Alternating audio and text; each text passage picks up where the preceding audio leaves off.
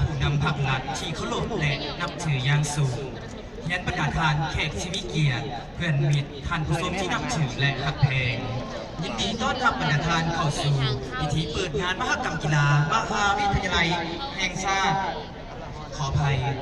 พิธีเปิดงานมหกรรมกีฬามหาวิทยาลัยลาวครั้งที่ 1โดยเป็นมหาวิทยาลัยแห่งชาติได้ให้เกียรติเป็นเจ้าภาพอย่างเป็นทางการณบัดนี้เชิญทุกท่านร่วมกันนับถอยหลังตั้งแต่เก้าจนฮอด1พร้อมๆกัน9 8 7 6 5 4 3 2 1พิธีเปิดงานมหกรรมกีฬามหาวิทยาลัยลาวครั้งที่ 1เริ่มต้นเริ่มต้นเริ่มต้น